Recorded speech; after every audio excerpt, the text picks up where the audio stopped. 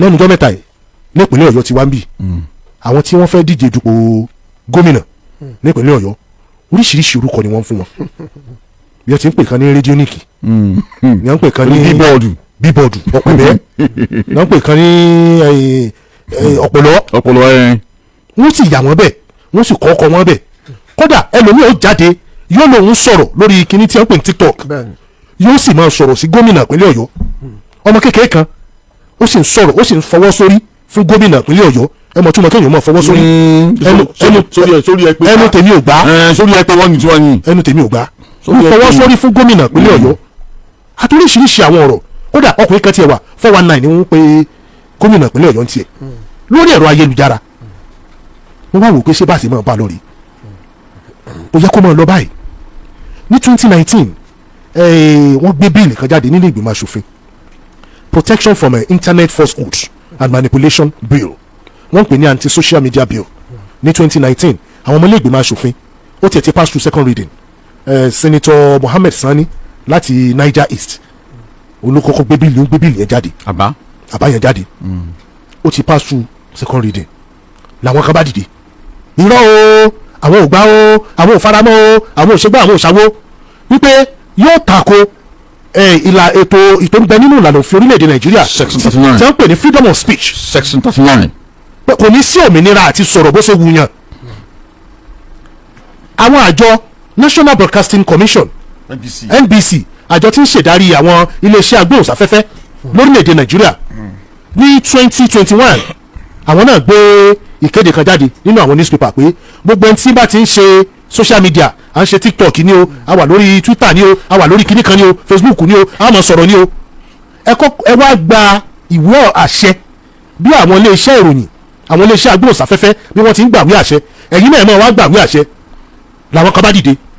wọ́n pè wọ́n ní media rights agenda làwọn bá dìde pé wọ́n o aláyéláyé àwọn ògbà bóun náà ṣe máa sọ pé ẹ ń bá lo Facebook kọ́ máa wá gbàṣẹ ẹ ń bá lo Twitter kọ́ máa wá gbàṣẹ ní tó bá wù wá la lè sọ lórí ẹ̀ sẹ́yìn lẹ́ni ni nǹkan kan kódà wọ́n tún fẹ̀hónú hàn wọ́n tójú gbogbo ẹ̀ bọ́lẹ̀ kò sí òfin kò sí ìlànà àtẹ̀lé kankan lórí ayélujára àbọ̀ bẹ́ẹ̀ á sọ̀rọ̀ bó ṣe wù wá àbọ̀ bẹ́ẹ̀ á sọ̀rọ̀ sáàrẹ̀ orílẹ̀-èdè ìta rẹ̀ ò ṣe wọ́n sàpá rẹ̀ ṣe wọ́n láàrẹ̀ kírímínà wọ́n láàrẹ̀ kíní kan wọ́n sọ̀rọ̀ sí gómìnà kí ló yẹ kí ìjọba ó ṣe kí ló yẹ káràlú ṣe ṣé bá ṣe máa bá lọ rèé. ó ti di irinṣẹ́ olóṣèlú káàkiri àgbáyé ó ti di irinṣẹ́ olóṣèlú ọ̀pọ̀lọpọ̀ àwọn tẹ́ rí yẹn ló ṣe pé àwọn olóṣèlú ni wọ́n ń lò wọ́n láti fi tako ẹlòmíì tó fẹ́ dìbò lóòótọ́ nǹkan yẹn ó lágbára díẹ̀ nígbà wọ́n dìbò Trump lamẹ́ríkà gan a rí ọ̀pọ̀lọpọ̀ tí wọ́n dánwò wọ́n lè yà tí ọmọ rìn wòwò lọ́n títì a lè rí tí ọmọ dìmọ̀bìnrin láàrin títì táwọn wò lórí ẹ̀rọ ayélujára so nígbà tó ti di irinṣẹ́ olóṣèlú yẹn ó ní wọ́n ṣe lè rófin yẹn ṣe ní house ló fi máa le díẹ̀ làwọn náà ò fi ní fẹ́ ṣe tòró ti ẹ rí i pé ààrẹ sọ́njọ́ kan pé àwọn ò kí lórí social media mọ́ nítorí pé ìrònú máa ń má àwọn tán bá débẹ̀ táwọn rí gbogbo ohun tí wọ́n ń ṣe ń bẹ̀ ni torí àwọn náà nígbà tí wọ́n náà fẹ́ légún lọ́ọ̀kì lọ àwọn náà ti lu ọ̀pọ̀lọpọ̀ àwọn nǹkan bẹ́ẹ̀ sẹ́yìn kó tiẹ̀ tó wá di gbajúgbajà báyìí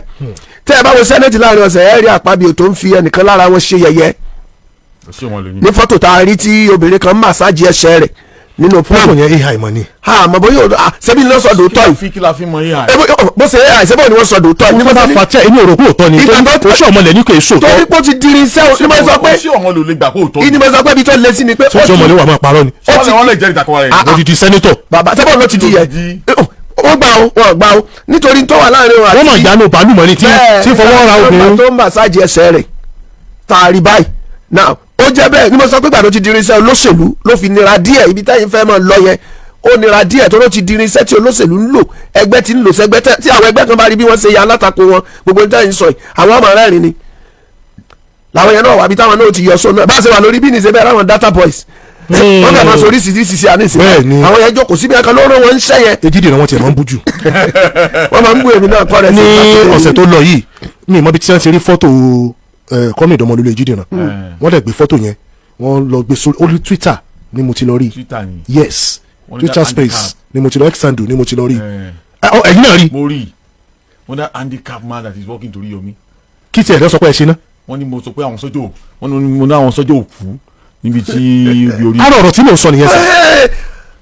kọ́mẹ̀dẹ̀ Jídìran kò síbi kankan tí wọ́n ti sọ ọ̀rọ̀ wípé àwọn láwọn. tí wọ́n ní wọ́n sọ yẹn ṣé kọ́mẹ̀dẹ̀ Jídìran tó sọ wípé àwọn bá àwọn ọmọ ológun tí wọ́n lọ sí oríire local government àwọn bá wọn kẹ́dùn inú àwọn ò dùn nítorí pé ẹ̀mí ṣòfò nínú nǹkan tó ṣẹlẹ̀ ẹni ó sì lọ gbé níjọ́ kejì sí lọ́kọ̀ọ́ta irú àwọn yẹn ó sì parọ́ falsehood and manipulation. ṣé kankan nípa arú wọn yẹn tí ẹ mọ̀ o sọ̀rọ̀sọ̀rọ̀ wà sọ̀rọ̀sọ̀rọ̀ wà àwọn sọ̀rọ̀sọ̀rọ̀ máa ń mọ bí wọ́n yí ọ̀rọ̀ sí ni. ẹbí sọ̀rọ̀sọ̀rọ̀ wá yí ọ̀rọ̀ sọ wá lọ sórí ẹ̀rọ ayélujára ó wá ń parọ́ mọ́ òun tọ̀ wọ́n. nígbà inú mọ̀ sọ fún ipò ti di irinṣẹ́ olóṣèlú lẹ́ẹ̀ṣẹ́ lè rí ibì kankan rún mọ́mọ́ olóṣèlú ti di sọ́ọ́ di irinṣẹ́ wọn ní òfin lẹ́sọ̀fin tó lè mẹ́nì kankan mọ́ kọ̀sáwọn tí ó ṣòfin yẹn ẹ wo Sowore ní ìsìn ọ̀rọ̀ tó sọ kò dín náà pé òun sọ kò sọ pé AI ni àbí nǹkan tí mo sọ báyìí ààrẹ náà ti gbà pé ọ̀pọ̀lọpọ̀ ọ̀rọ̀ tí wọ́n ń sọ táàrẹ bá gbà pé AI ni àwọn gan ni ó kọ bíìlì lọ́gbà tó ń sọ pé torí ẹ̀ làwọn òṣèlú orí ẹ̀yọ ayélujára mọ́ nítorí ohun tí àwọn èèyàn ń sọ yìí sí agree with what you are saying sọ ti gbà pé bó ṣe ń sọ lórí ó ti rí nìyẹn sẹ́ẹ̀rí tí olóṣèlú ò bá ti sọ di olóṣèlú ti sọ di irinṣẹ́ ó ní Akpabio fi gbà pé lóòótọ́ o ìtẹ̀yìn ń sọ yìí Akpabio ti gbà pé lóòótọ́ ni ò sí ọ̀mọ́lẹ̀ ní ó màsáàjì ní obìnrin kan màsáàjì ẹsẹ̀ rẹ̀ ló jẹ́ kó yọ sí gbogbo ẹni lóye ní sẹ́nẹ̀tì ló ti ń sọ openly ṣé àìná nìyẹn ló ti ń sọ openly now àbí nǹkan tí mo sọ yìí wà báyìí so ó ti di olóṣèlú ni ká bá sọ̀rọ̀ kí wọ́n tó máa ṣòfin yẹn yóò mú àwọn náà torí ọ̀pọ̀lọpọ̀ wọn ni wọ́n ti wọnú kínní lọ bí irinṣẹ́ tí wọ́n ń lò láti ṣàtakò alátakò wọn ààrẹ lọ́wọ́ dáadáa orúkọ tó máa pẹ́ lómi ẹnu máa yà yín ni tẹ́ ẹ̀ máa wò pé DSS ó lọ mélé ẹ̀ ní gbọ́n kankan náà látòkè so ti di irinṣẹ́ olóṣèlú ààrẹ o kò sí nǹkan tá a fẹ́ ṣe sí mọ́ àwọn olóṣèlú lábẹ́ ó ti di irinṣẹ́. kọ́mẹ̀dọ̀ wọn ló lè Jídìran. Section 39 of the 1999 Constitution ó guarantee right to freedom of expression ní constitution yẹn 19 as amended section yẹn wọ́n sọ wípé your fundamental right to freedom of expression is inherent ìtumọ̀ sí pé it's inalienable kò ṣeé gbà lọ́wọ́ èèyàn àbímọ nítorí pé ó jẹ́ nìyàn section yẹn fún wa lórí ọ̀fẹ́ láti propagate láti disseminate information láti sọ èrò ọkàn wa touch wa either print or electronics or whatever mean láti fi jáde lọ́pọ̀lọpọ̀ ọgbà tí a bá ń pèrè ọkàn wa hàn ok ideology ni o touch wa ni o anything ni o ok section yẹn lọ́pọ̀lọpọ̀ máa ń fẹ̀yìntì wípé ẹ lè pẹnu mi dé màá lanu mi bíi apẹ̀rẹ̀ basket mouth. bẹ́ẹ̀ ni gẹ́gẹ́ bí nǹkan tó mọ bàbá Fẹlá sọ pé èmi á sọ èrò ọkàn mi pé àgádágodo ẹnu mi ò sí lọ́wọ́ ẹ̀ èmi á sọ tèmi ọba àtàkìtì kò forí lélẹ̀ máa wí tèmi jáde lẹ́nu. Now but to every constitutional right there is limitation no constitutional right is absolute kò sí kan tó wà absolute there is limitation pé ibi tó lè dé ibi tí right yẹ dé ibẹ̀ ń tẹlomi ti bẹ̀rẹ̀ gbọ́dọ̀ kó n demonstrate right yẹ under that section 39 kọ́ right yẹ lomi of which you can be charged for libel or slander tí èèyàn bá ṣi right yẹ lò they can sue that person for libel àti Islam ìmọ̀ Yorùbá méjì ìbá sọ libel and slander they can sue ìbanilórúkọjẹ́ náà ni ìparọ́mọ́ ni tí ò ní ẹ̀rí yóò lẹ́rìí ẹni yẹn ni wọ́n lè sue ẹni fún defamation of character assassination of character ṣùgbọ́n káàkiri àgbáyé àwọn agbára orílẹ̀ àtàwọn tó wà nípò ìṣàkóso wọ́n rí ẹ̀tọ́ yẹ gẹ́gẹ́ bí jìnnìjìnnì fún wọn láti fẹ́ ti àwọn èèyàn lẹ́nu pa pé kó má lè sọ̀rọ̀ ok màá lọ méjì náà máa lọ o láti fẹ́ ti àwọn èèyàn lẹ́nu pé kó má lè sọ̀rọ̀ àwúrò ẹ̀ bẹ́ẹ̀ ló ń ṣẹlẹ̀ lásìkò àwọn ìjọba ológun àtàlágbádá yìí náà tẹ́ pé Agbajalingo and the rest of them tẹ́ bá rántí Agbajalingo àti Dadiata àti ti Kaduna